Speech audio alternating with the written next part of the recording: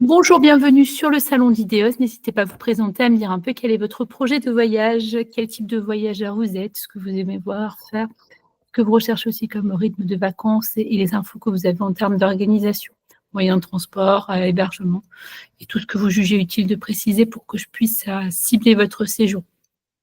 D'accord. Alors, donc je m'appelle Séverine. Je vais voyager donc avec mon mari et mes deux grands-enfants, donc 19 et 16 ans, du 6 au 19 août. À aujourd'hui, donc, c'est la région, on va dire, le pays de la Croatie que l'on a choisi. On est en train d'en discuter ensemble. On a pris déjà nos billets d'avion, en fait, donc, et on atterrit à Dubrovnik et on repart de Dubrovnik aussi. Nous, on aime beaucoup, en fait, tout ce qui est nature. On adore la randonnée, également la baignade, mais pas forcément la baignade de plage. C'est pas forcément ce que l'on recherche. Et ça va être une première expérience, on va dire, dans une région du Sud, parce que sur les dernières années, on a plutôt fait les pays nordiques. Donc, et on a adoré les grands espaces, la nature de la Norvège, du Danemark, de la Suède, etc. Donc, voilà. Donc, on sait que c'est une autre température qui nous attend, mais voilà, c'est un peu ce que l'on aime faire.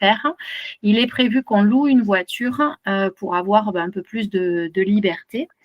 Et en termes d'hébergement, nous, ce qu'on aime beaucoup, c'est soit le camping, si c'est possible, ou alors le Airbnb chez l'habitant, voilà. Mais on n'est pas forcément trop hôtel ou grande zone touristique. Donc, je vous avoue que là, on le regarde petit à petit ensemble et on voit qu'il y a des régions quand même qui sont très touristiques, donc notamment les lacs de Plivice. Et on se posait la question. La région de Plivice, c'est la moins touristique de toutes, avec la Slavonie. En soi, que les lacs soient touristiques, mais le reste de la région, le reste, ça va. Il y a tellement d'exode rural qu'il y a plus grand monde qui y habite et il n'y a pas grand monde qui y reste non plus, si ce n'est pour venir dans le parc pour voir les lacs. Et en général, ils repartent très vite vers le littoral. Donc, à ce niveau-là, je voulais quand même le préciser parce que c'est important de ne pas confondre. Voilà, c'est d'ailleurs une région, si on veut vraiment pas tomber dans une zone touristique, il y a mieux que ça, puisque c'est très peu connu. Il y a aussi, on va pas se le cacher, des expériences qui sont beaucoup trop confidentielles pour attirer le grand public. Et comme les touristes, ils aiment bien quand même ce qui est touristique, logiquement, à part les lacs de Plivice, ils vont pas vraiment beaucoup voir grand-chose autour. Et c'est dommage d'ailleurs, mais c'est ainsi. Donc, on peut vraiment découvrir la région de Plivice, voir les lacs dans des conditions, pas forcément, il y a des conditions meilleures que d'autres, donc c'est à voir comment on les aborde, mais après, toute la région de Plivice jusqu'au Gorski Kotar au-dessus de Plivice, donc là, il n'y a pas de souci pour le tourisme, parce qu'on est vraiment très, très tranquille. Voilà, vous voyez, on fait bien d'en parler parce que du coup, comme on a vu qu'il y avait beaucoup de monde, etc., on a dit, bon, finalement, ça faisait peut-être loin s'il n'y avait pas d'autre chose à faire autour, juste pour une journée, en fait, pour aller voir. Et on se posait la question, finalement, de se dire, est-ce qu'en étant à Dubrovnik, on ne commencerait pas par aller visiter et passer 3-4 jours côté Monténégro pour ensuite revenir un peu plus, donc, autre côté, donc, Croatie, pour voilà, essayer on va dire, d'éviter, mais en même temps, voilà, nous, ce qu'on veut vraiment, c'est, voilà, on n'est pas du tout plage, touriste, on aime bien être seul. Bon, quand on est parti en Norvège, on a fait une attraction qui était très touristique, qui était formidable, mais on a commencé la rando à 6 heures du matin pour être sûr qu'on n'aurait pas grand monde et on a adoré en fait ça. Donc voilà, on est plutôt à se dire on va profiter des journées jusqu'à 14 heures en gros et puis être plus cool, enfin voilà, bien profiter le matin quand il y aura peut-être un peu moins de monde. Donc voilà, ça c'est un peu notre objectif et ce qu'on aime bien. Donc, Alors, par rapport aux conseils généraux que je peux donner, la première chose à comprendre, c'est que la zone du nord de Dalmatie, donc du nord, c'est Zadar, Šibenik, où se trouve le parc de Krka, notamment parmi les attractions touristiques, le parc Paklenica pour la montagne, les îles Kornati. C'est la concentration maximale de randonnées et d'excursions et de parcs nationaux et naturels de Croatie. C'est là que se trouve le plus grand nombre. Donc, si on a un objectif de randonnée, c'est là qu'il faut mettre l'accent. Parce que le sud est très limité finalement, c'est pas à faire offense de le dire. Il y a le parc de Millette qui est magnifique. Et finalement, la seule expérience dans le sud, c'est le parc de Millette. D'accord. Parce que le reste, après, ce sont des petites îles très rurales. Donc, en termes de randonnée, il y a des possibilités dans le sud, il n'y a pas de souci. Du côté de la presqu'île de Peliessas, l'île de Korčula. Mais si vous voulez, dans l'idée d'aller vraiment dans des zones extrêmement stratégiques et qui forcément sont touristiques, puisque ce n'est pas pour rien que ces parcs sont connus, c'est sûr que la question d'aller jusqu'à Plivice doit se peser, surtout si vous intégrez l'idée d'aller aussi au Monténégro, ce qui est possible, parce qu'en 13 jours, on fait toujours ce qu'on veut, dans la mesure où on décide de ses priorités et qu'on fait en sorte de les réaliser. Il n'y a rien qui doit faire un blocage, en tout cas. Il y a toujours moyen de trouver des choses beaucoup plus alternatives. En tout cas, moi, je plaide pour qu'on sorte des sentiers battus le plus possible pour avoir les expériences qui changent un peu de tous ces rituels touristiques. Mais le problème, c'est que cette année, on est dans une demande hyper touristique. C'est d'ailleurs très pénible. Je vous avoue que cette saison est compliquée parce que tout le monde est dans le très, très touristique pour une question de réassurance personnelle, a priori. Donc, alors, nous, c'est pas du tout ça parce que en fait, on s'est dit de toute façon, on va découvrir. Donc, moi, je veux pas forcément découvrir des choses que je peux voir sur les réseaux. C'est pas ça que je veux. En fait, c'est pas ça qu'on veut. On n'est pas du tout réseau, on n'est pas du tout là-dedans. Donc, voilà, aller hors des sentiers battus et voir des choses qui, de toute façon, seront magnifiques et qu'on aura découvert nous. Alors, mais voilà, nous, c'est pas pour afficher et qu'on dise on est parti là-bas. En fait, ça c'est pas notre truc, en fait. Donc, oui, mais ça, c'est pas trop le problème, en fait. Moi, je respecte tout à fait les personnes qui veulent s'afficher sur les réseaux aussi et qui ont besoin de ça. La question, en fait, elle est assez simple de mon point de vue. C'est-à-dire que aller jusque dans le nord, sachant que vous avez 13 jours, ça suppose un certain investissement en temps dans chaque zone, puisqu'il y a 3 régions en Dalmatie. Donc, le sud, c'est Dubrovnik, jusqu'à Korčula, presqu'île de Peliesec.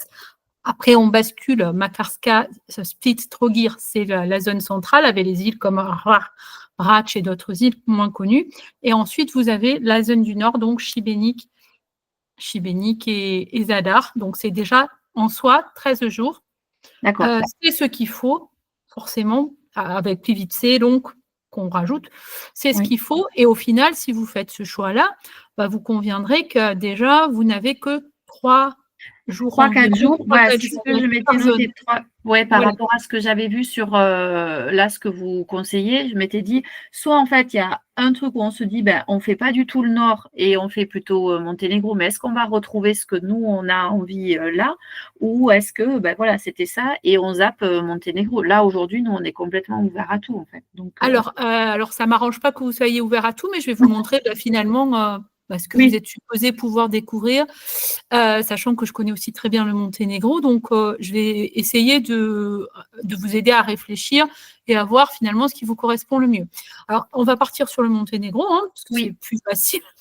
Alors, le Monténégro, ce qui est bien, ce qui est très essentiel à mon avis, c'est d'aller dans le vrai Monténégro. Et quand je précise, c'est parce qu'il y a le Monténégro du littoral qui est très touristique, bien que ça ne soit pas aussi touristique que la Croatie.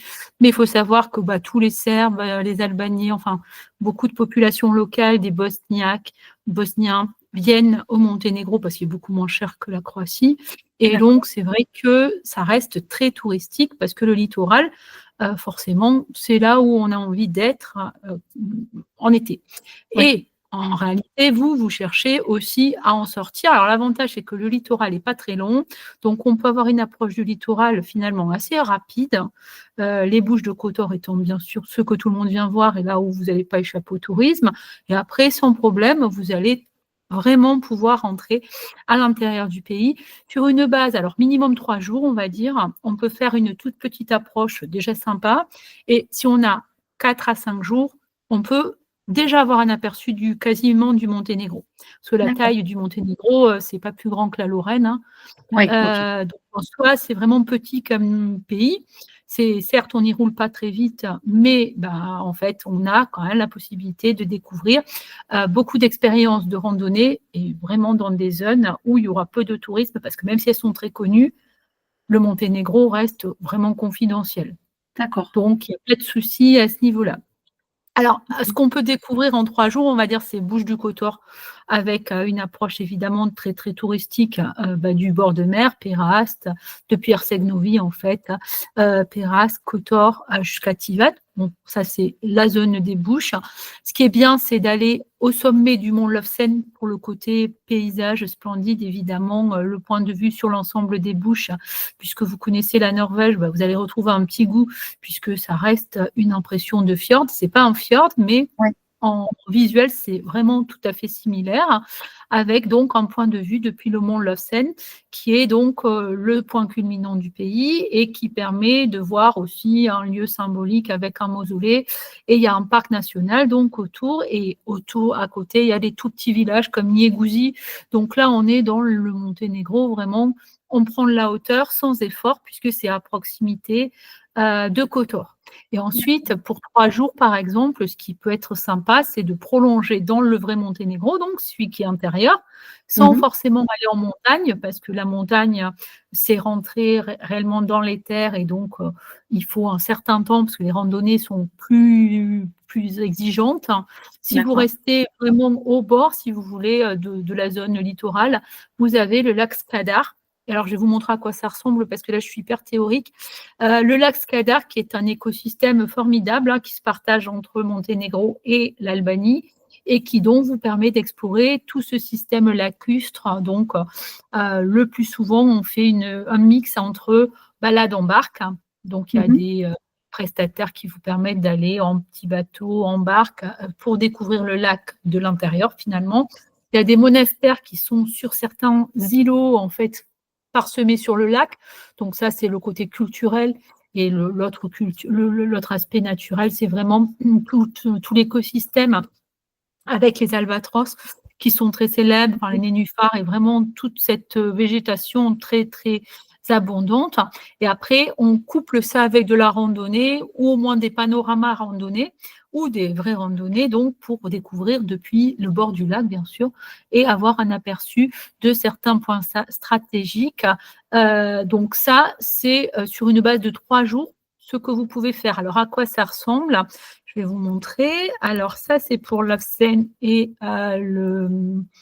les Bouches de Kotor, sachant que le centre névralgique des Bouches de Kotor, c'est Kotor, bien sûr.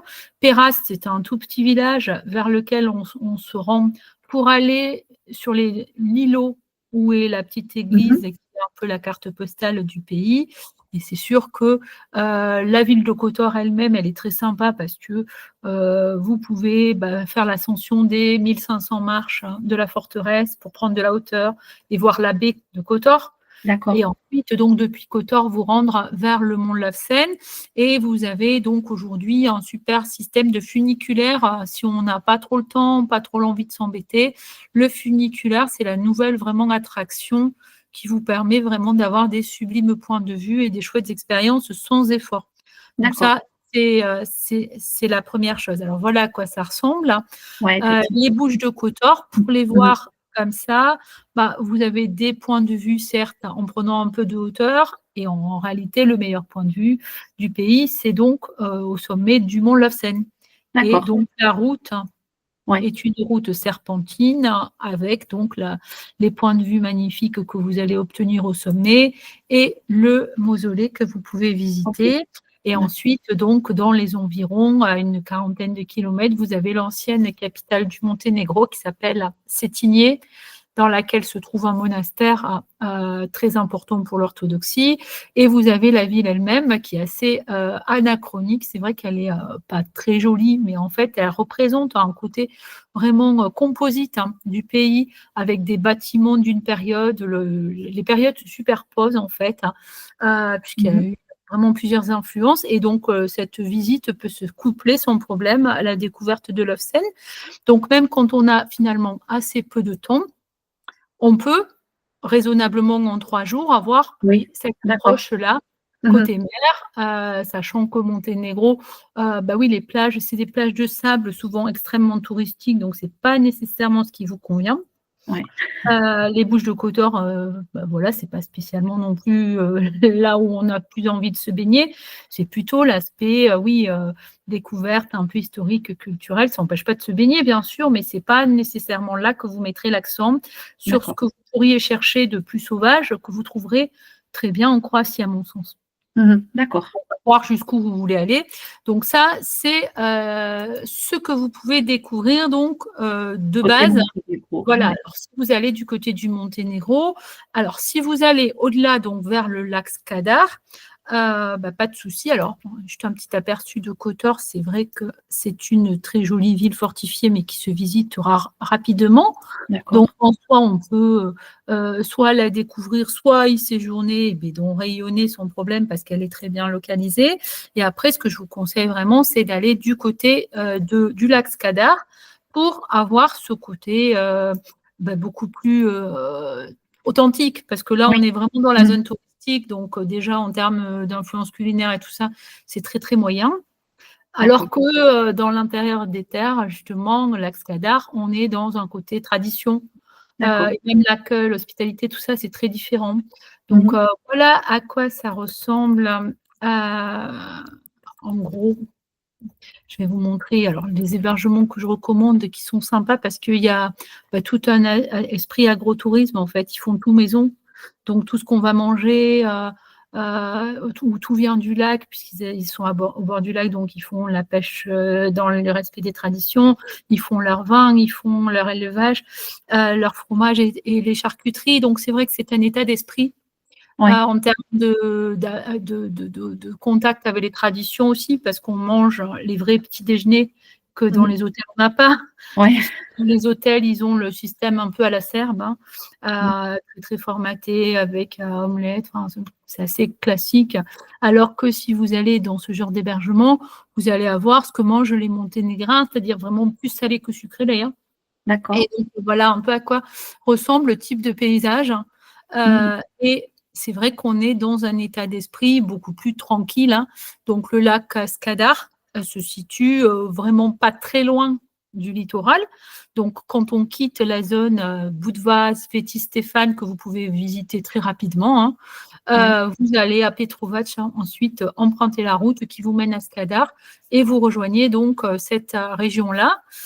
Et vous voyez, sur la base de 3 jours, même si c'est assez peu de temps, on peut vraiment bien optimiser D'accord. heu, pour avoir un aperçu.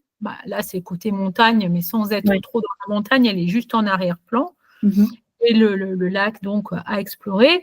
Et si vous voulez évidemment découvrir la montagne, ça c'est encore autre chose, hein. C'est vrai que les 5 jours vous permettent d'aller vers les gorges de Tara, par exemple, qui sont sublimes, hein. C'est vraiment l'écosystème magique, hein, quand on aime en tout cas ce genre de paysage sauvage. La rivière Tara qui est vert émeraude et vraiment Mmh. des points de vue panoramiques aussi, des expériences de rafting, de saut à D'accord. l'élastique, enfin il y a vraiment des choses extra. Donc ça, sur une base de 5 jours par exemple, on peut imaginer du côté de Tara donc et du côté de Dormitor, qui est le parc national le plus connu. C'est pas le seul, hein, il y en a un autre aussi qui s'appelle Biogradska Gora, mais Dormitor, c'est l'excellence en fait du parc national côté Monténégro. Et là aussi, c'est un peu le même esprit, c'est-à-dire que c'est montagne, chalet, la Ouais. philosophie au tourisme, hein. Enfin, en tout cas, moi, c'est ce que je recommande le plus. Et on est dans la montagne avec des lacs, dans le parc Dormitor. Donc, on retrouve tout cet aspect montagne-lac, tout en sachant que ça a beau être touristique, que c'est extrêmement relatif par rapport à toute la Croatie, forcément, hein.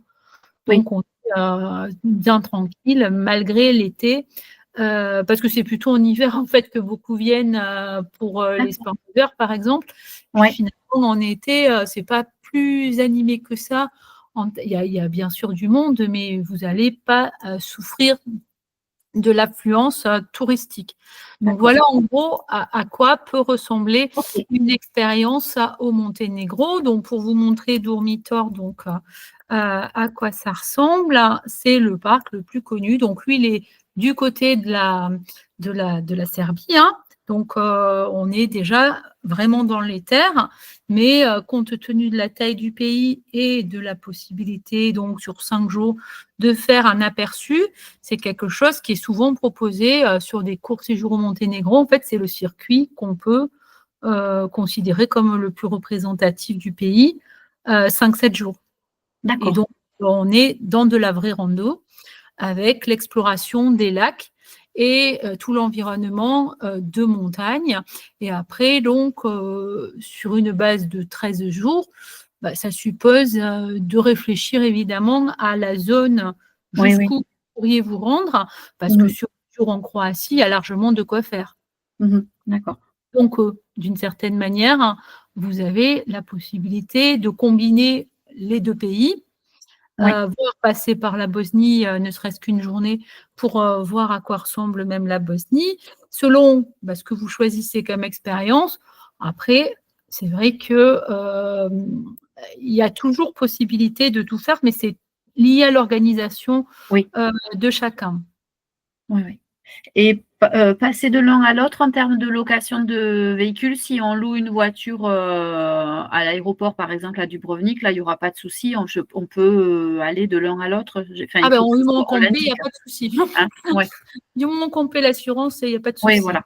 OK. Alors, juste à titre indicatif, vous voyagez en très haute saison. Alors, je ne l'ai pas précisé, mais le problème du Monténégro, c'est qu'il y a des embouteillages.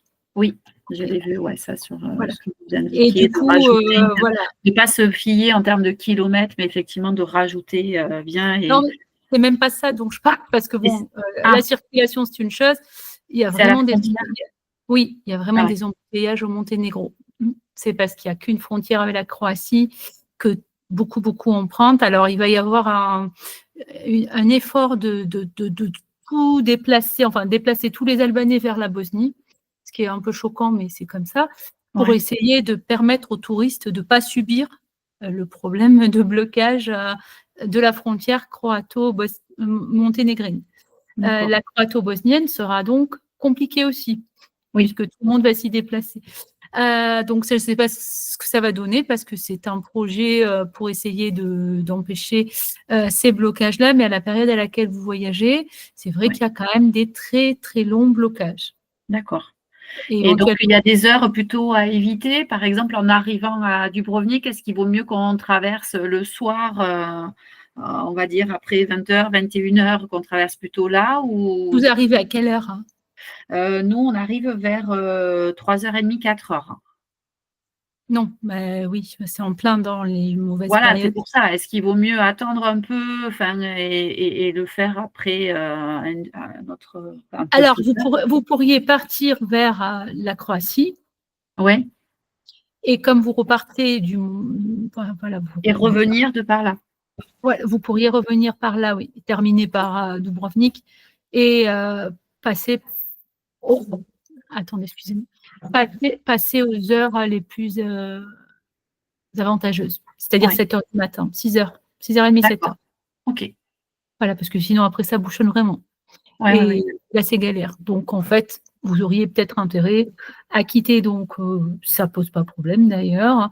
Commencer les vacances, si j'étais vous, je me dirigerais plutôt vers la zone Korčula, par exemple, en arrivant à 3h30, 4h, c'est parfait, hein. Vous arriverez en fin de journée du côté de l'île de Korčula, qui est à distance raisonnable, et après, donc, vous pourriez être déjà en vacances, hein, avec une immersion nature rapide, hein, puisque Korčula, c'est parfait. Et vous avez le parc de Millet juste en face, si vous souhaitez donc intégrer le parc de Millet, ou le parc de Millet si vous préférez dormir à Millet, et donc aller éventuellement à Korčula également, voir ce qui retient vraiment votre attention. Mais c'est la meilleure zone pour commencer les vacances, D'accord. parce que c'est ressourçant, parce que c'est à l'écart des touristes, hein, et que Mmh. ça correspond à votre profil nature. Oui. Oui, oui, oui, d'accord. Donc Et donc, vous pouvez commencer par là. voilà, Et et après partir là-bas en étant, voilà, pour bien commencer en partant, de bonne heure pour éviter, donc tout ça, ouais, ça c'est ouais, possible. après, il faut voir jusqu'où vous allez, c'est-à-dire Oui, donc en Croatie, où vous vous arrêtez, oui, sachant que, encore une fois, c'est surtout ouvert en fait à réflexion, parce que tout dépend de sa logique personnelle. J'allais vous dire en 13 jours même, enfin, rien n'oppose d'aller jusqu'à Plivice en mode road trip. Ouais. Parce que quand on fait un road trip, contrairement à ce qu'on croit, on gagne beaucoup de temps. Ah non, mais ça, c'est sûr. Alors là, ah ouais. Donc, si vous avez 8 jours de road trip en Croatie, il y en a plein qui l'ont fait en mai, là. Alors, c'est mai, tu me dirais, oui, en mai, on peut mieux se déplacer. Oui, c'est vrai, mais en réalité, c'est sûr que l'idée, c'est de savoir, bon, ce que vous pouvez faire ou pas au Monténégro. Donc, si vous restez sur 3 jours, par exemple, ou voilà, 3-4 jours, ça vous en laisse à peu près 9, 8, 9 en Croatie. C'est vrai que quand on regarde un peu comment est constitué l'itinéraire avec un road trip vraiment intégral quasiment, on peut se retrouver facilement à Dubrovnik. Vous avez vraiment le dernier jour pour voir la ville éventuellement et prendre votre avion. Ouais. Donc là, vous zappez. Vous avez quitté donc soit Miette, soit Korčula. C'est la première approche. Ensuite, donc, vous vous rendez, logiquement, c'est vers la zone Split ou même au-delà, dans la zone du Nord, Šibenik par exemple. De Šibenik, Zadar, vous pouvez découvrir ce qui vous semble le plus pertinent. Allez jusqu'à Plivice. Et là où je voulais en venir, donc, c'est parce que si vous n'êtes pas fermé, ce qui semble être le cas, à l'idée de passer par la Bosnie, il y a aussi en Bosnie des lieux qui devraient retenir votre attention et qui répondent à ce que vous recherchez. Déjà, pas connu des touristes. Et l'intérêt, c'est que vous pourriez opter pour un déplacement en partie par la Bosnie, c'est-à-dire que pour éviter donc ce côté frontière problématique, vous pourriez emprunter la route en Bosnie déjà. Quand on est dans le pays, finalement, après, c'est moins problématique parce que c'est ceux qui viennent de Croatie qui, voilà, qui.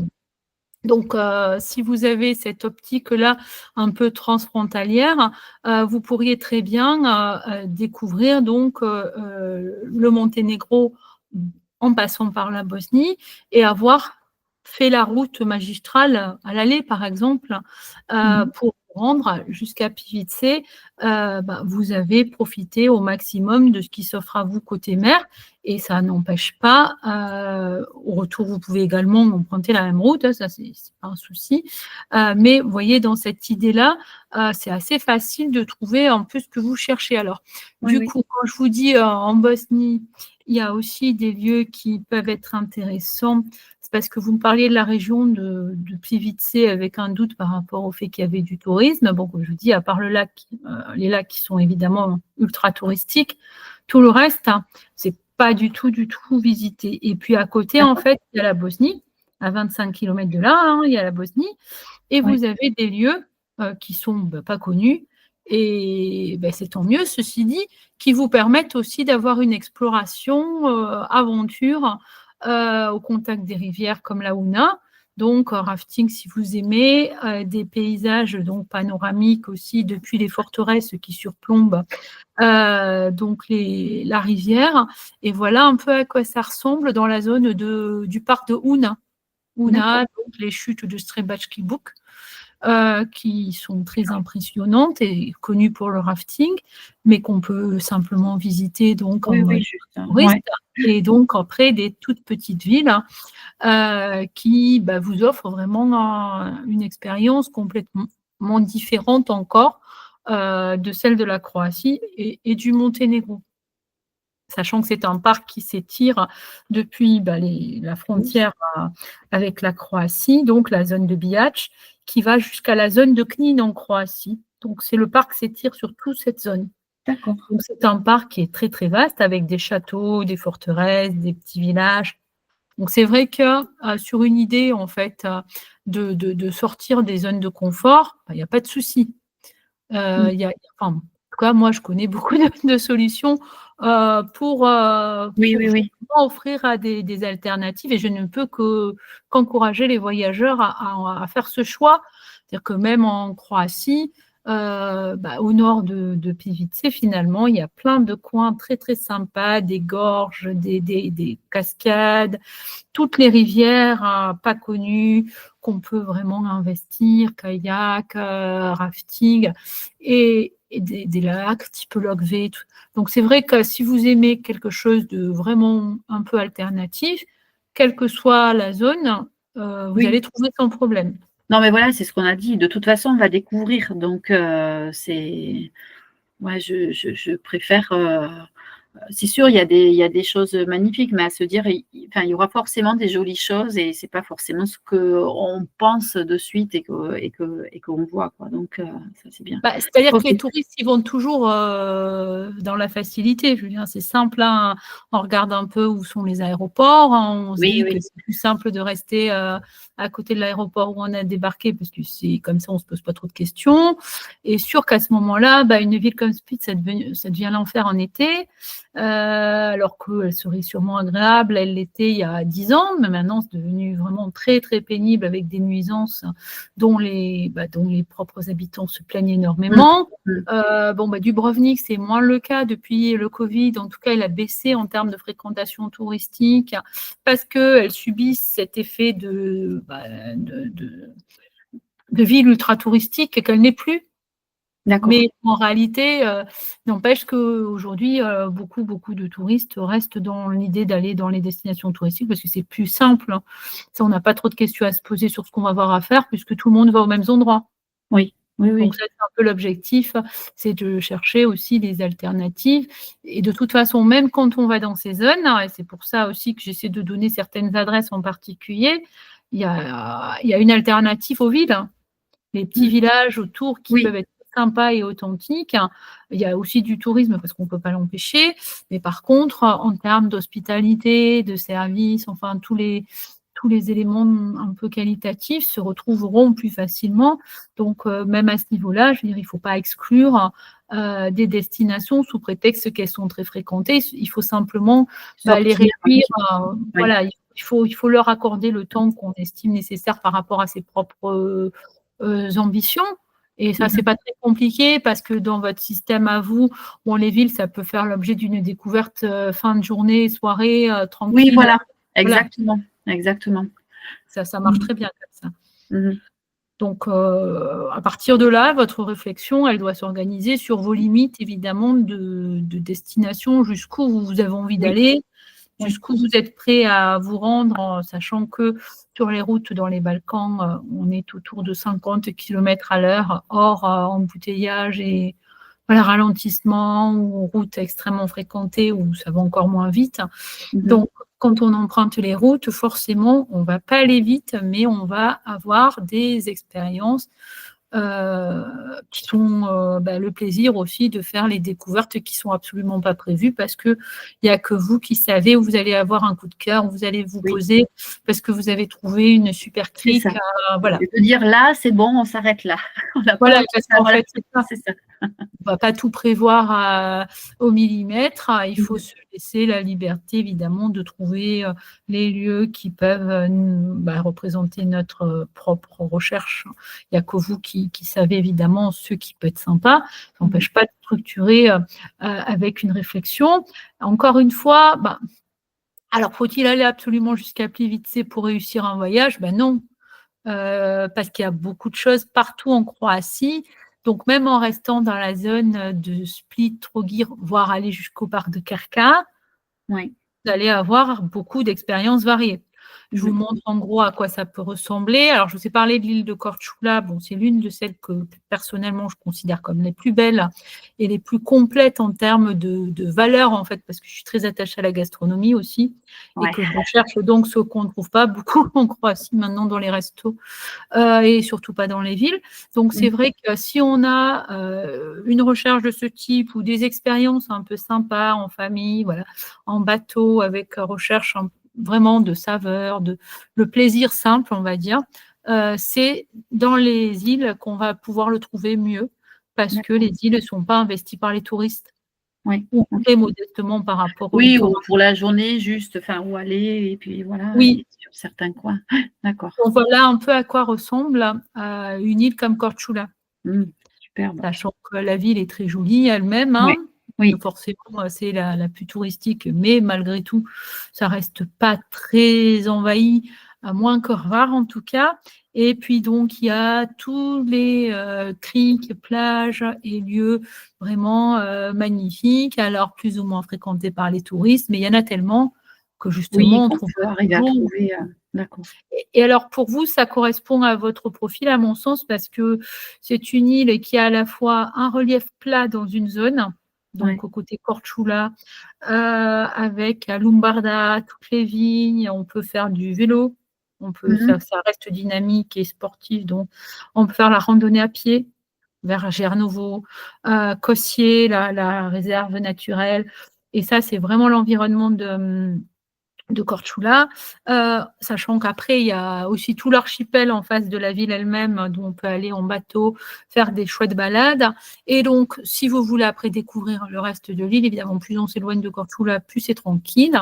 Et vous allez trouver forcément ce qui vous convient. C'est une île très verte, hein, plus verte en tout cas que Hvar, et encore plus que Brač.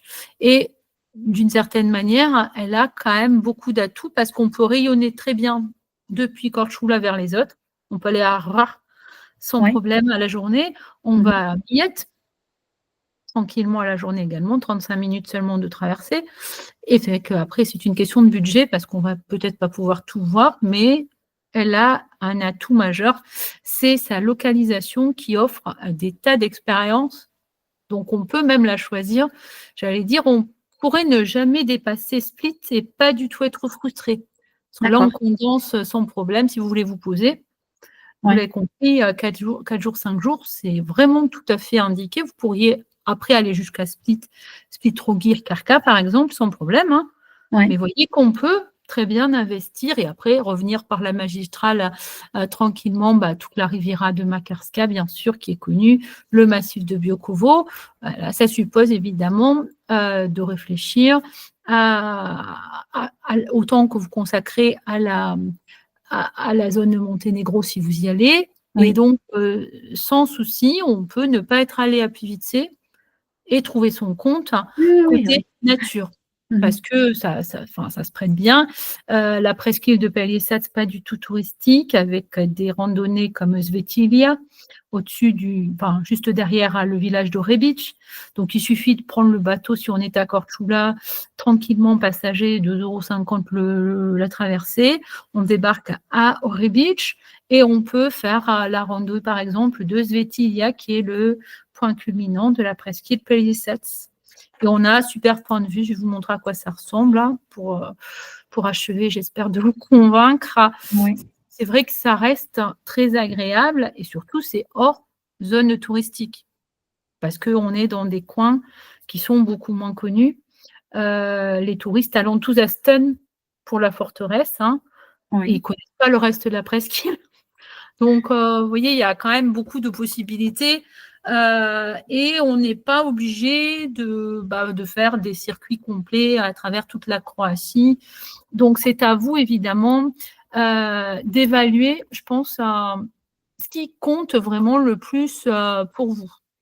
Et voilà, en gros, à quoi ressemble donc, Orebić, le petit village, Ouais. hein, qui est celui où on prend le bateau pour aller sur l'île de Korčula. Donc, la montagne hein, qui parcourt toute la presqu'île de Pelješac. Il y a des tout petits hameaux, villages Ouais. qui sont parsemés sur cette presqu'île. Alors, elle est toute parsemée aussi de vignes, puisque c'est la plus connue en termes viticoles avec l'île de Korčula. Et on a des zones de plage hein, qui sont plus ou moins fréquentées, qui même en Oui, oui, été oui. seront sympas. Chouette. Le point de vue depuis Mmh. Svetilia, hein, ça c'est à mi-chemin. OK. Mais quand vous aurez grimpé, si vous allez jusqu'au sommet, mais déjà à mi-chemin, on a un très beau point de vue. Mmh. Donc, ça convient, à mon avis, à votre Ouais, profil ouais, que vous complètement. m'avez décrit. Ouais. Ah oui, oui, complètement.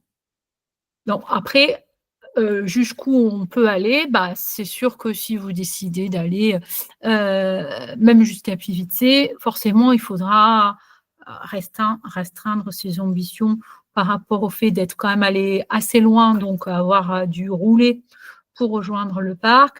Et forcément, il faut sacrifier l'une ou l'autre des destinations. C'est ça le plus compliqué, parce que les lacs de Plivice sont quand même sans comparaison, on va dire, avec tout ce qui existe par ailleurs en Croatie, même s'il y a de très très beaux lieux.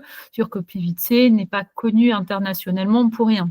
Ça reste l'un des parcs d'Europe, et bien qu'il soit hyper touristique, c'est pas une raison pour y renoncer, par exemple. Donc, à voir ceux qui, comme ça, l'emportent un peu dans votre réflexion. Et à ce moment-là, selon ce qui va peut-être se dégager ou pas, c'est sûr que il y a être ouvert à tout, c'est ça le problème, c'est que ça fait le choix. Et c'est vrai que ça complique, parce que quand on est très fermé, parce qu'on ne veut pas beaucoup d'hébergements, on est obligé de restreindre, parce que le choix d'avoir 2 hébergements, par exemple, il faut faire vraiment le choix. Quand on est très ouvert, en termes de budget, bon, vous le savez sûrement, mais je le précise, hein, ça va être plus onéreux, parce qu'aujourd'hui, à la nuitée, c'est beaucoup plus cher. Oui. Voilà. Et chez l'habitant, on ne trouve pas nécessairement, parce qu'ils ne sont pas d'accord pour les courts séjours. Oui, d'accord. Donc ça, c'est pas très évident. Mais n'empêche qu'en cherchant, on trouve, hein, mais ça reste une limite qui n'est pas négligeable, hein, parce que le budget s'y retrouve aussi beaucoup. Je ne sais pas si vous avez commencé à prospecter, mais... Si, j'ai commencé à regarder un petit peu. Voilà, bon là, on avait pris les billets en fait parce que il me semble qu'on a trouvé des billets d'avion qui n'étaient pas trop chers. Après, voilà, il va y avoir la voiture de location. Après, on sait que c'est aussi un joli voyage, et la Norvège était très chère aussi, notamment en termes de nourriture, et pas forcément d'hébergement, mais alors la nourriture a bien rattrapé donc tout ce qu'on devait faire. Donc non, voilà, ça on le sait. Donc par contre, la Norvège, je ne sais pas au niveau des attractions si c'est cher, parce que pour moi, la Croatie, c'est devenu assez inabordable quand on est randonneur, en tout cas, comme tout est payant. Oui. Les parcs sont à 40 € quand même l'entrée. Oui, les plus gros parcs, oui, en Norvège étaient effectivement payants. Et puis de suite, quand vous voulez aller dans un fjord où il y a, on va dire, un panorama un peu exceptionnel, il y a entre guillemets un péage de la route qui monte, là, comme la petite route que vous m'avez montrée là tout à l'heure. Bon, voilà, c'est que là-bas, il y aurait un péage en bas pour pouvoir monter à cette petite route. Enfin bon, voilà, tout était, c'est sûr, tout était un peu cher, mais bon, voilà, c'est aussi des beaux voyages, et c'est aussi, voilà, on sait que c'est aussi un voyage de l'année, en fait. C'est pas juste, qu'est-ce qu'on fait cet été, en fait. C'est pas ça, le truc. Oui, mais je comprends, mais je préfère le préciser, parce que je vois tellement de personnes aujourd'hui qui sont en peine parce qu'elles trouvent que c'est trop cher pour elles et qu'elles ne l'avaient pas anticipé. Quand on va en Norvège, j'imagine que ça va sembler très, très acceptable, au contraire, parce que compte tenu qu'il y a beaucoup de soleil, que la mer est quand même très belle, c'est plutôt raisonnable, je pense, pour une grande partie de personnes qui sont habituées à des voyages de ce type. Ça sera très, très classique, en fait, la Croatie.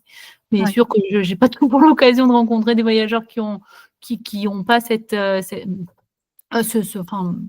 ouverture-là. Ils sont plutôt choqués des prix des hébergements, surtout en ce moment qu'on rentre dans la saison touristique et qu'ils ont monté énormément en quelques semaines. Donc, sûr qu'il y a quand même des considérations à avoir, mais dans la mesure où ça ne pose pas problème, évidemment, tout est possible. Donc, oui, tout est payé en Croatie, tous les parcs. Millet, par exemple, c'est 25 € par personne. Mais comme il faut y aller-retour, pour ajouter 50 € ou 40 à 50 € pour le catamaran. Donc, oui, ça fait du 65, 75 €. Et tout le monde n'a pas les moyens. De suite, oui, tout à fait. De mettre pour passer quelques heures au bord de lac. Ça reste très joli, mais c'est sûr que... Et puis, si on veut y dormir, c'est pareil. Ce que je vous ai dit, c'est une île qui est tellement petite que tout est plus ou moins pris dès le mois d'avril. Tout est complet quasi. Donc, le peu qui reste, après, ça devient quand même très onéreux et c'est pas pour toutes les poches. Donc, c'est des réflexions à mener un peu plus concrètement pour voir un peu ce vers quoi vous vous dirigeriez Et comme ça, spontanément, donc, quand on en parle, est-ce qu'il y a Ouais. quelque chose qui se dégage? Ben, là, spontanément, effectivement, j'aime bien l'idée mais de pas faire une croix sur le Monténégro, là, avec ce que vous m'avez montré, et de partir sur 3 jours, comme on a vu là. Et après, je me dis d'avoir comme point de chute, entre guillemets, ou de passer quelques temps donc à Corcula, où quand même, on pourrait faire pas mal enfin, quelques autour et puis remonter. Mais comme ce que vous m'avez dit, en fait, donc de remonter après Plivice et puis pour le prendre, on va dire, pour faire une boucle, pas faire un aller-retour, en fait, faire une boucle. D'accord. Alors, du coup, si ça fait 3 jours au Monténégro et 3 jours, par exemple, à Corčula, ça vous laisse à peu Ça nous près laisse, ouais, 6 jours.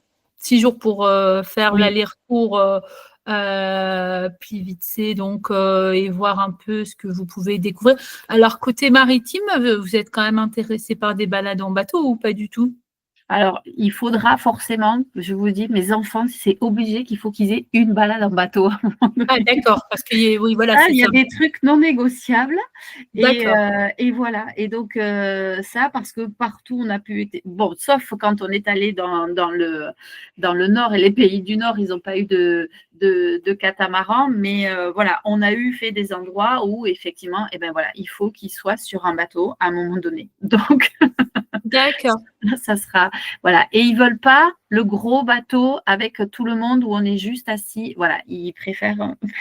Enfin, moi, je recommande que des petits. Alors, Voilà. voilà, Donc, il y a des personnes qui ont du mal avec les petits, donc c'est encore autre chose. Enfin, tout ce que je recommande, c'est soit du tout petit groupe, soit du oui, tout petit bateau à privatiser ou à partager, parce que les personnes acceptent, c'est un peu parce que je les ai encouragées d'ailleurs, de faire du partage, parce que c'est plus compliqué pour eux, en fait, de devoir attendre que des personnes partagent avec d'autres. Parce que oui, normalement, elles travaillent avec de la privatisation, sauf que le budget, c'est pas pour tout le monde, en fait. oui. Et du coup, pour le rendre accessible à tous, ils ont accepté de partager.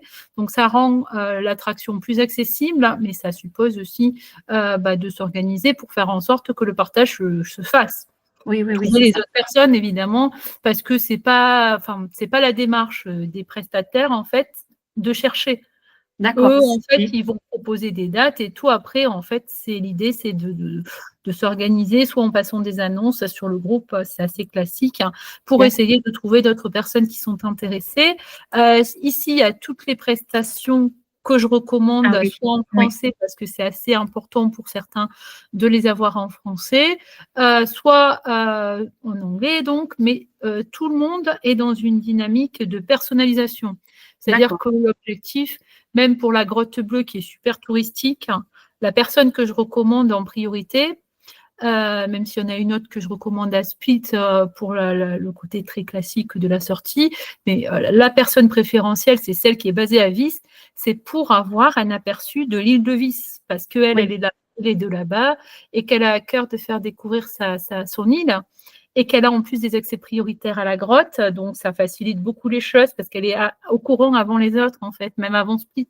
Là, d'ailleurs, il y a eu des annulations parce qu'elle était fermée, la grotte, il l'a su bien avant tout le monde. Ça a un d'accord. avantage, c'est qu'en termes de météo et tout ça, et d'accessibilité à la grotte, il est informé très bien, donc ça permet d'avoir une bonne visibilité et d'avoir donc des sorties personnalisées, puisque lui, il attend d'avoir 10 personnes pour faire la sortie. En revanche, après, tout le monde est invité à partager un peu ce qu'il aimerait voir ou faire, hein, parce D'accord. que chacun a un peu son envie.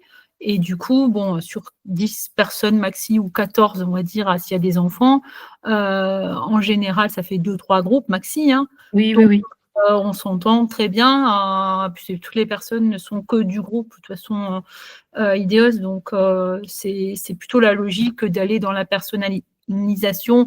Si certains veulent voir des choses plus spécifiques, aller dans des criques complètement cachées pour être un peu seul au monde, ou aller dans des coins dont on a entendu parler. Bon, voilà, l'objectif, c'est de répondre un peu à l'ensemble des personnes qui sont à bord du bateau. C'est Mhm. valable pour l'ensemble presque des prestations, si ce n'est certaines dans les Carnatic qui ont des tours qui sont élaborés vraiment, mais D'accord. qui sont là encore très sympas parce qu'ils sortent de tous les tours touristiques en fait, parce que les Oui, bateaux oui, oui. tous le Ouais. même. Oui, oui. tous les mêmes arrêts, tous les mêmes rythmes. Enfin, c'est un peu la cata d'ailleurs à cause de ça. Et du coup, eux, ils font en sorte d'éviter tout ça. Donc, c'est pour ça que je les recommande autant, parce qu'ils ont cette volonté que l'expérience soit la meilleure possible. Et il y a vraiment, dans l'ensemble des expériences que je recommande, il y a pour tous les goûts, toutes les envies, avec repas, sans repas, avec des produits. Donc, sur Korčula, il y a une super expérience 4 heures avec l'archipel, la découverte des plats, enfin des spécialités de l'île et tout à bord du bateau. C'est vraiment sympa. Il y a aussi barbecue du côté de Pakistan avec petit déjeuner avec les dauphins. Ça, c'est vraiment ce qui marche le mieux, qui plaît beaucoup, parce que c'est pas que voir des dauphins, c'est aussi aller dans des coins de baignade complètement isolés, voir des îles dont personne n'avait entendu parler parce que c'est des bouts de terre de 2-3 kilomètres. Et en fait, il y a pourtant des traditions dessus. Donc, c'est ça l'objectif des personnes, en tout cas, que je recommande, c'est qu'elles amènent là où nécessairement les autres touristes n'ont pas toujours l'envie ou l'idée d'aller. Et ça, c'est important. Ok. Et donc là, on réserve directement avec les adresses mail qu'il y a, c'est ça? Oui, vous pouvez prendre contact, leur demander un peu ce qu'ils ont à proposer, voir pour l'organisation, sachant que la majorité, donc, c'est ou privatisé ou partageable. Et donc, il y a vraiment, je pense que ça répond à l'ensemble des envies que tout type de voyageur peut avoir. D'accord. Ils sont tous super dans leur genre, mais en plus, ils ont chacun leur philosophie, mais l'objectif, c'est de répondre, de faire aimer la Croatie absolument, de ramener des souvenirs. C'est-à-dire que l'objectif pour eux, c'est que quand on regarde un peu tout ce qu'on a vu et tout ce qu'on a fait, ce qu'on ramène le plus dans son souvenir, c'est l'expérience en question. D'accord. Ils sont attachés à ça, c'est important. Et c'est ça qui est bien aussi. J'avoue que ça fait partie. Quand on finit les vacances et qu'on rentre et qu'on se dit c'est quoi qui t'a le plus plu, il faut que ce soit ça. C'est ça.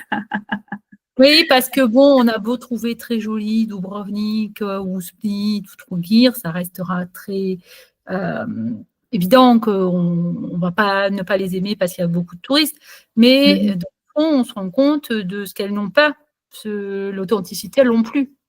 D'accord. C'est normal, c'est trop touristique, tout est tourné vers un tourisme qui est devenu international et forcément, on essaie de gagner sa vie en très peu de temps sur une saison touristique très comprimée. Alors du coup, on peut pas tout avoir, ça c'est sûr. Mais l'objectif, c'est ça. Et donc, vous avez tout type d'expérience. Tout à l'heure, je vous ai parlé de Korčula. Korčula, c'est vrai que c'est assez modeste, on va dire, comme tour, parce que c'est l'archipel de Korčula qui est vraiment très rarement connu des touristes, où il y a une petite île qui s'appelle Badia, il y a un monastère, il y a des daims sur la plage qui viennent vous voir pour réclamer de la nourriture. Donc, en soi, c'est plutôt simple, c'est pas de la longue navigation, au contraire, c'est plutôt plaisir. C'est récréatif, c'est manger, apéritif, goûter les vins de Goran, les poissons qu'il a pêchés pour vous, en fait. C'est un esprit, si vous voulez, qui allie à la fois la convivialité, la simplicité et le côté adriatique, malgré tout, où on va pouvoir profiter de la baignade et tout. Donc, c'est quelque chose qui semble plutôt sympa et qui, donc, ne prend pas beaucoup de temps, parce que c'est 4 heures finalement dans votre journée. A priori, ça peut être la fin de journée, ce qui ne vous empêche pas de profiter largement de l'île. Oui, de la journée et de terminer avec un repas à bord du bateau au coucher du soleil. Donc voilà. Et par contre, ça, c'est pareil, c'est de la privatisation normalement. Et baisser le prix. Forcément, si on veut partager, il faut essayer de trouver d'autres voyageurs avec qui partager pour que le coût soit plus abordable. Donc après, c'est à vous de voir un peu comment faire et si ça vous convient. Normalement, c'est quelque chose qui plaît bien parce que je vous dis, simplicité, ça va un peu à l'essentiel. En plus, c'est que les produits maison. C'est fait fromage, les charcuteries, tout vient de la ferme, donc il y a un état d'esprit. Oui. Et comme comme lui, d'autres en fait, hein, Mhm. sont aussi désireux donc de partager un peu leur patrimoine. Moi, je pense que Korčula, ça va vraiment être un très bon point de départ pour découvrir la Croatie parce Oui. que c'est une île hospitalière qui sait accueillir et qui a justement ce savoir-faire lié à la gastronomie. Et quand on commence par là, bon, déjà, je pense qu'on n'a pas trop envie de la quitter. Mais quelque part, c'est vrai que c'est plus logique que vous commenciez par là parce que vous arrivez quand même en milieu d'après-midi. Il n'y a Oui. pas trop d'intérêt à se précipiter vers Split, par exemple, en prenant une autoroute sans rien voir. Ça a pas de Ouais, charme. non. Mhm. Donc, c'est sûr que compte tenu de l'heure d'arrivée, à Korčula, ça sera plus réaliste. Et après, donc, vous pouvez alors remonter, comme vous dites, eh bien, vers Split et donc la Dalmatie du Nord jusqu'à Plivice. Donc Plivice, bah, vous pouvez y dormir ou vous pouvez décider de dormir du côté de la Dalmatie du Nord et aller à Plivice à la journée. Hein, c'est ce que beaucoup, voire tout le monde fait en fait. Et après, donc, de là, à vous de voir évidemment comment rejoindre le Monténégro, sachant que, à mon avis, il n'y a pas trop de problème à imaginer. Si vous avez casé Split avant, bah, vous allez zapper donc la zone de Split pour aller vers Makarska.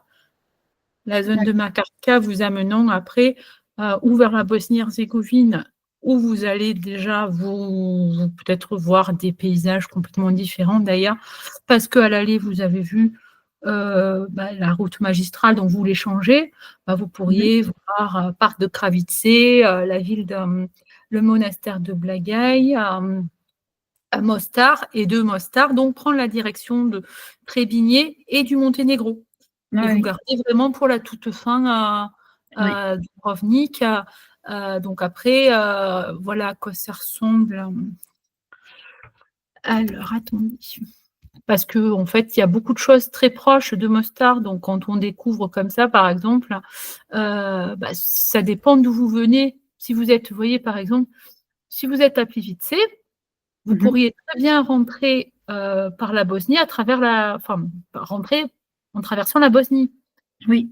Un choix qui peut vous appartenir et qui est complètement alternatif et qui, certes, en termes de kilomètres, il y en a autant en fait, sauf que c'est que par la route, il n'y a pas d'autoroute comme possibilité. En revanche, c'est vrai que ça vous change complètement. Et de là, vous allez vers le Monténégro, puisqu'avant, c'était quand même le même pays. Et si Oui. vous faites ce choix-là, bah, c'est sûr que c'est autre chose que de trouver les points relais, parce que les points relais, c'est de ne pas faire trop de route non plus dans une journée, parce que c'est quand même fatigant. Donc, à voir ce que vous considérez comme le plus pertinent. Alors, voilà un petit aperçu. Donc, Mostar, qui est quand même une ville très facile à visiter et qui ne prend pas Mhm. très longtemps. À côté, donc, vous avez le monastère de Blagaj, la Mhm. source de la rivière Buna, avec des super petits restos pour manger les truites. Le parc ici de Kravice, avec ses chutes dans lesquelles on peut se baigner. Et donc le village de Pochitel. Donc tout ça peut faire très bien l'objet d'une D'accord. découverte d'une journée. Et de là, vous vous rendez vers le Monténégro, Oui. en Ok. passant vraiment par la Bosnie. Et sûr que d'une certaine manière, c'est plutôt le confort de découvrir complètement autre chose, hein, tout en sachant que tout est très joli. Mhm.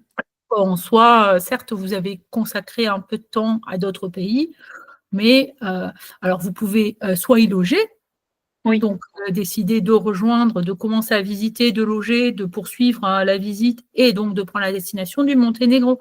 Oui. Donc c'est une alternative évidemment à la zone de Makarska, Oui. Oui. parce que Mhm. dans l'idée, vous êtes dit que rejoindre la Bosnie, c'était plus intéressant pour voir un peu ça. À ce moment-là, bah, si c'est le choix que vous faites, évidemment, à l'aller, quand vous allez quitter par exemple Korčula, vous remontez par la zone de Makarska, donc vous en profitez pour la découvrir, parce que vous n'êtes pas sûr d'y repasser. Oui. Oui, oui, tout à fait. Mhm. Mais c'est sûr que vous voyez que les possibilités sont quand même très très nombreuses, hein. Et bon, dans l'ensemble, ça vous offre beaucoup de variété, enfin, il me Mhm. semble. Oui, oui. Ah oui, non, j'ai plein de possibilités. Un peu trop, oui, je C'est ça. sais, Non, mais non, non, non, mais non, enfin, mais mais ça va se recentrer au fur et à mesure. C'est donc c'est ça qui qui est chouette. Après, je sais très bien que après quand je vais dire, alors c'est à peu près ça le circuit. À partir de là, ici, j'en ai 3 qui disent: «Alors là, j'ai vu qu'il y avait peut-être ça qui pouvait être sympa». Et donc au final, bon voilà, il y a un itinéraire qui est calculé et après il y a chacun qui va mettre sa patte en disant: «Et là, j'ai vu qu'il y avait potentiellement un petit resto là où on pouvait manger» et tout ça. Donc voilà, ça viendra se compléter au fur et à mesure, donc c'est chouette, c'est ça qui est bien. Mmh. Bon, après, les lieux stratégiques que je donne et qui ne changent pas d'année en année, d'abord parce qu'ils ont fait leurs preuves auprès de tout le monde et que c'est pas la peine de changer quelque chose qui est bien.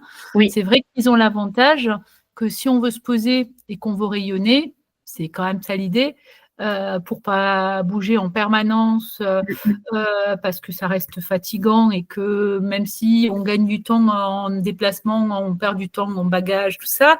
C'est que l'avantage de ces lieux, c'est que, alors je le mets dans les divers sites en fait, enfin sur tout ce que je recommande, hein, comme hébergement par exemple, j'essaie de donner les évaluations des distances et des temps nécessaires aussi pour rejoindre les lieux, sachant que bon évidemment en été on ne peut pas anticiper les embouteillages, hein, Oui. mais ils existent, hein, surtout dans les zones comme Split et tout ça, ça peut être Oui, oui. galère. Selon où on est, Mmh. ça peut vraiment être pénible parce qu'il y a beaucoup, beaucoup de circulation et qu'il y en a tellement finalement que ça fait complètement bouchon.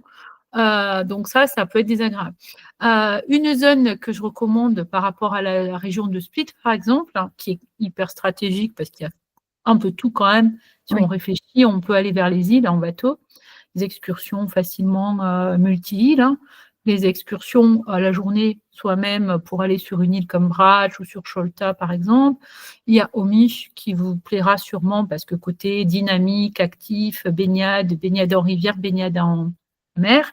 Mmh mh. Visite de la forteresse, vous pouvez faire de l'escalade, la Via Ferrata si on est très amateur de randonnée un peu Mmh mh. spéciale. Il y a tout ce qui est rafting, la tyrolienne qui est spectaculaire, qui est sûrement la plus belle pour moi de Croatie. Donc c'est sûr que c'est un lieu qui occupe largement une journée. Ça, si on veut absolument un côté dynamique, ben, il n'y a pas mieux. Bon, bah, depuis la zone en question, c'est vrai que c'est très proche, hein, et on est quand même très central. On est à 10 km de Trogir, à 20 D'accord. km de Split. On est à 35 de Primošten, qui est un joli village.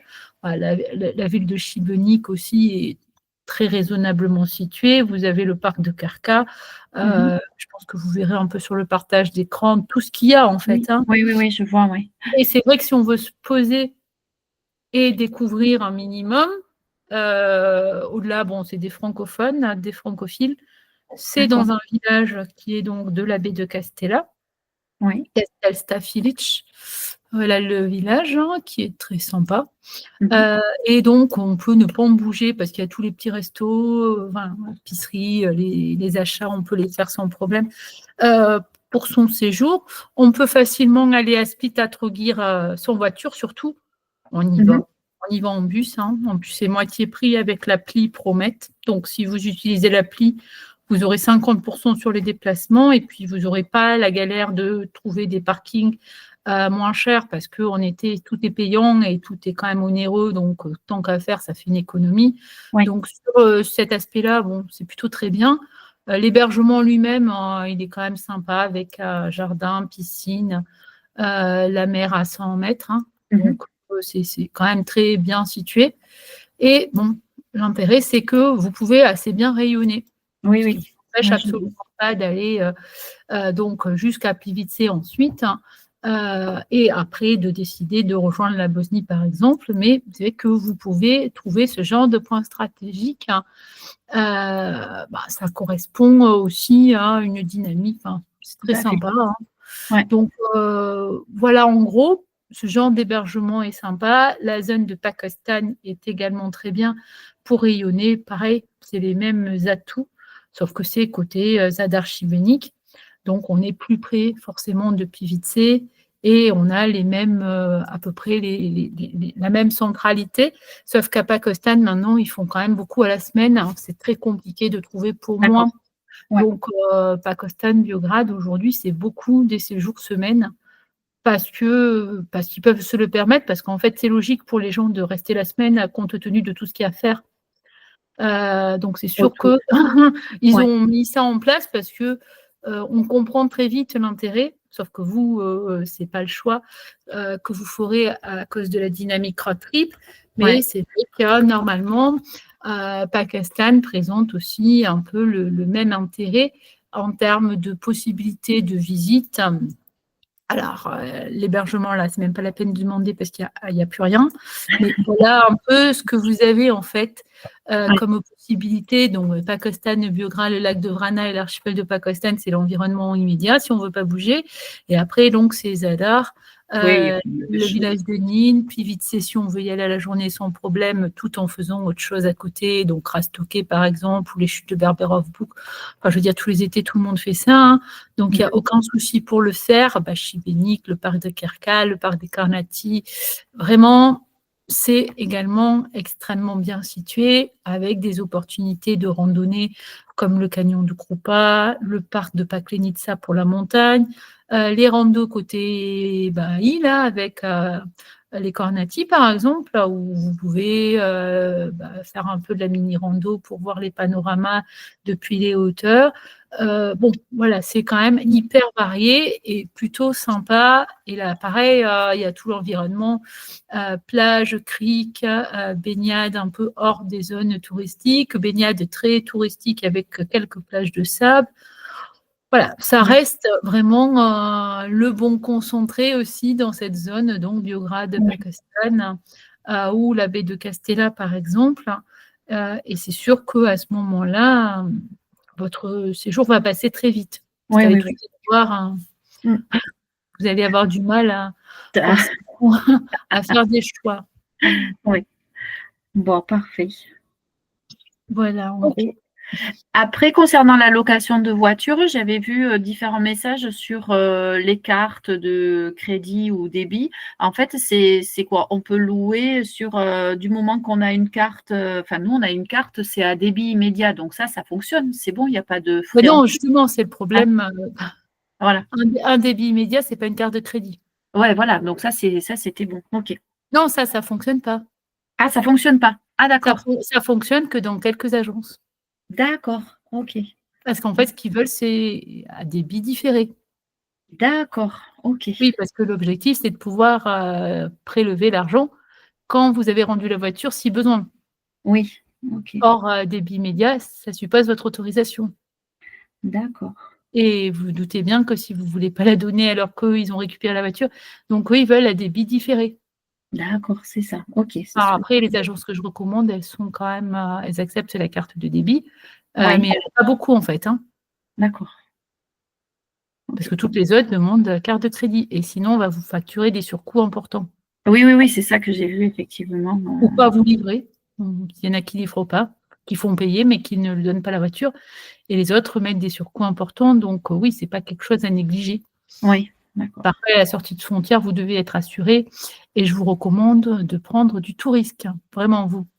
Oui, oui, oui, ça. Alors, à chaque fois qu'on se déplace, c'est ce qu'on prend. Voilà. Oui, parce qu'avec le Monténégro, certaines routes, enfin, faut pas lésiner sur ça. Puis sur certaines îles aussi, hein, les routes sont pas très bien entretenues, donc il faut bien prendre du tout risque. Donc après, pas de souci, hein. Je vais vous envoyer les e-books quand vous me donnerez votre email pour que je vous adresse le podcast. Vous avez les recommandations des agences qui Oui, acceptent les cartes de débit comme la vôtre. Donc si vous voulez déjà commencer par là, vous pouvez voir un peu ce qu'il en est. Et puis après, sinon, ou changer votre carte, hein. oui. Voilà. Je comprends. D'accord. Après, les changements de carte ne sont pas possibles dans toutes les banques, hein. S'il y a Oui, quelqu'un qui dit ça, mais moi, je suis désolée. J'ai quand même demandé à ma banquière, pas pour moi, mais parce que je lui ai dit, justement, il y a beaucoup de voyageurs qui me disent qu'on peut changer de carte très facilement. Elle me dit, mais pas du tout, parce qu'il y a des contraintes, en fait, quand on a une carte de crédit. Il faut avoir soit certains revenus. Enfin, tout le monde ne va pas changer de carte, peut-être qu'il y en a besoin. Donc, il oui. faut quand même le savoir. Il faut anticiper auprès de sa banque. C'est pas compliqué, ça prend un jour maxi, hein, le temps de changer, de l'obtenir. Sauf que si vous devez réserver avec la carte que vous allez utiliser. Oui. Vous ne pouvez pas réserver maintenant et utiliser notre carte. Oui, oui, oui, il faut l'avoir maintenant. Oui, oui, ça Voilà, c'est. c'est-à-dire que quand vous allez faire votre réservation, vous devez avoir la bonne carte parce qu'ils veulent la même carte que celle avec laquelle vous avez réservé, qui est au nom du conducteur, qui est le conducteur principal, enfin blablabla, comme d'habitude, c'est un peu pénible. Alors, je sais que beaucoup font pas très attention, mais les mauvaises aventures dans le domaine, c'est parce qu'on a été négligent à ce niveau-là. D'accord. On a cru qu'on avait quelque chose, parce que oui, on a une carte, il n'y a pas de souci, on a une carte de paiement, mais vous voyez, le débit différé, Oui. l'objectif, en fait, c'est de pouvoir prélever après Après votre coup. visite, votre voyage, et de pouvoir donc prélever ou de geler en tout cas le montant d'une caution. Mhm. Donc, en soi, ça veut dire qu'elle est mise à la disposition de la personne qui demande l'autorisation pour la durée donc qu'elle a prévue. Oui. Et c'est vrai que d'une certaine manière, ça semble anodin tout ça, mais ça a beaucoup de sens parce que c'est vraiment lié aux contraintes. Donc, il faut la bonne carte parce que s'il n'y a pas la bonne carte, bah, du coup, ils vous facturent les surcoûts. Ouais. Comme si vous aviez une carte de crédit, bah, vous ne l'avez pas, on va vous dire: «OK, vous allez payer 300 € de plus». Alors c'est pas rien, hein. Ah oui, oui, Plus oui, donc, oui. en plus vous obligez à prendre donc, bon alors vous, c'est pas le cas parce que vous allez le prendre sûrement de vous-même, mais donc une assurance, tout risque qui a quand même un certain coût. Oui, oui. Forcément après, ça donne des budgets qui ne sont plus du tout les mêmes. Oui, oui, oui, bien On sûr. n'a pas été vigilant. Donc, Mhm. voilà, ce qu'il faut juste retenir, par rapport aux cartes. Après, il y a pas de souci, si vous voulez pas changer, vous trouverez donc, les quelques agences en tout cas que je recommande qui acceptent la D'accord. carte, de débit. Donc vous pouvez déjà voir auprès d'eux, si, ce qu'elles vous proposent peut vous Oui. convenir. D'accord. Voilà, en gros. Bon, bah, parfait. Bah, merci beaucoup. Je vous en C'est prie. J'ai de la matière. J'ai plein de de ça va bien, ça voilà. Dès demain, je peux bien tout, revoir tout ça, ça va être chouette. OK. Oui, Bon, bah il y a pas de souci. Je pense que vous allez aimer. Alors, si vous regardez du côté de la Dalmatie du Nord pour ouais. aller jusqu'à Plivice, vous avez Krupa qui est superbe, qui est un lieu, pas très connu des touristes et qui, pour les randonnées, se prête bien justement avec baignade en rivière, avec écosystème très, karstique, hein. Il y a toute la montagne qui est bien représentative du massif Vélébite et donc la végétation qui reste verte en été, même si c'est encore mieux au printemps, et donc les cascades et les chutes dans lesquelles on peut se baigner, le canyon, le pont Coudine-Moche par exemple. Donc ça, ce sont les destinations qui peuvent être sympas Mmh. dans votre dynamique, Oui, oui, voilà, un peu alternative, il n'y a pas de souci. Mais le mieux, c'est que déjà vous posiez un peu les termes de c'est la ça, zone géographique jusqu'où vous exactement. voulez vous rendre et Ouais, le temps dont vous avez besoin pour faire rentrer tout ça. ouais, ouais, ouais. Et peut-être les sorties en bateau parce que mine de rien, certaines peuvent peut-être vous obliger à organiser de telle ou telle manière. Oui, voilà, en fonction des disponibilités, Oui. de se dire: «Tiens, plutôt comme ça». Mmh mh. Oui, oui. Ça peut impacter, selon alors il y a beaucoup de choix, donc en soi, il y a rien qui normalement doit bloquer, mais il arrive, par exemple, pour la Grotte Bleue, vous voyez, en ce moment-là, il y avait des personnes qui devaient faire une sortie demain. Elle a été annulée. Bon, on le sait 2 jours avant parce que, bah, Tony a été informé que la grotte était fermée. Mmh. À Split, vous savez, ils ont rien dit. D'accord. Parce qu'à Split, ils vont partir tout en sachant que la grotte est fermée parce que les voyageurs, si la grotte est fermée, ils y vont. Ils y vont pas, oui, donc forcément, oui. Voilà, donc en fait, c'est un peu ça le problème avec, Oui, oui, les oui. agences, de Spitz, c'est que si elles commencent à écouter les états d'âme des voyageurs qui voulaient absolument voir la grotte, bah, tout le monde annulera. Ouais, oui, C'est oui, assez exactement. classique, alors c'est vrai qu'on va pas le dire. Alors du coup, c'est vrai que pour des sorties grotte bleue, par exemple, bah, il faut aussi savoir qu'elle est même en été, hein, potentiellement, elle peut fermer à tout moment. C'est Mmh pas mh. accessible.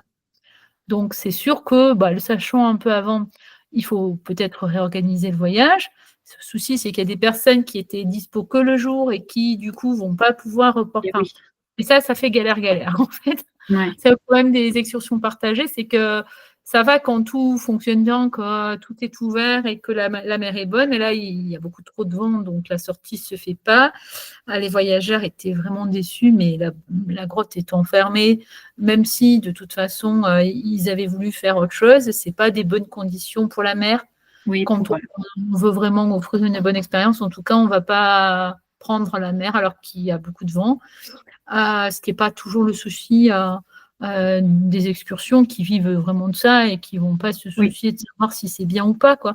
Donc, ça, c'est important. Donc, il faut garder peut-être un peu de souplesse, hein, sachant que même si vous avez peut-être une envie de faire dans tel sens ou dans tel sens, il risque de falloir ajuster pour certaines expériences, en tout cas, en fonction de ce genre d'éléments. Mmh. Et ça, c'est possible de le savoir que la veille, Ça. au pire l'avant-veille. Je sais que les gens contactent en demandant si la sortie se fera pour août. On n'en sait rien. Ah bah là, Voilà. oui. Voilà, donc franchement, il faut comprendre que la sortie ne peut se confirmer qu'1 ou 2 jours avant. Et donc, valable pour n'importe quelle sortie.